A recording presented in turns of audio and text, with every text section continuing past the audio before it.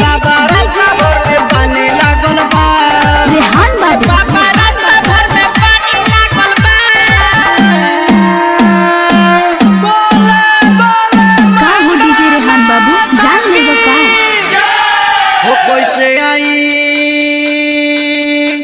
भोले बाबा हो तिरौआ नगरिया में देखिए के बाढ़े हमार मन भागल बा। कि बाबा रास्ता भर में पानी लागल बा। कि बाबा रास्ता भर में पानी लागल बा। कि बाबा रास्ता भर में पानी लागल बा। कि बाबा रास्ता भर में पानी लागल बा। कि बाबा रास्ता भर में पानी लागल बा। कि बाबा रास्ता भर में पानी लागल बा।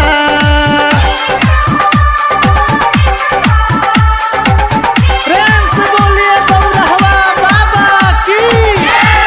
Kamlesh recording studio Mohammadpur. बाबा रास्ता भर में पानी लागल बा। का हो डीजे रेहान बाबू जान लेबो का हमें तो रउआ नगरी में हर साले धूमधाम से आई।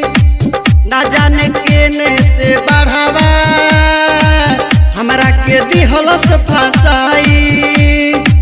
कवना गलतिया के साजा हम पवनी अब की बेर बाबा के दर्शन ना कोई ऐसा ना रहे बाबा और गोइल हमारे परेशानी।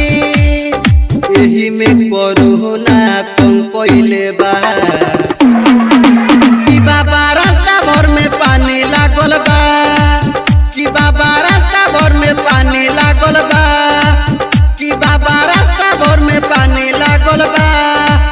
कि बाबा रास्ता भर में पानी लागल बा। कि बाबा रास्ता भर में पानी लागल बा। कि बाबा रास्ता भर में पानी लागल बा।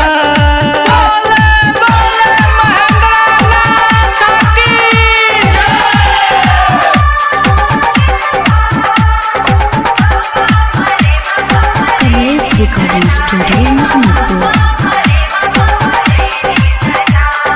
का हो डीजे रेहान बाबू जान लेबो का बोलबम हमके करा से बोला कैसे मस्ती में डोला। टेंशन में माथा फिकिर से बोलबम में ना बोला। राइटर संजय के बात नहीं मननी हो अब तो जाए के हम ओ साले ठननी हो। भाई पवन जी के दिल पर के पहाड़ बावे टूटल। का होई बाबा रंजन के कहल बा। कि बाबा रास्ता भर में पानी लागल बा। कि बाबा रास्ता भर में पानी लागल बा। कि बाबा रास्ता भर में पानी लागल बा। कि बाबा रास्ता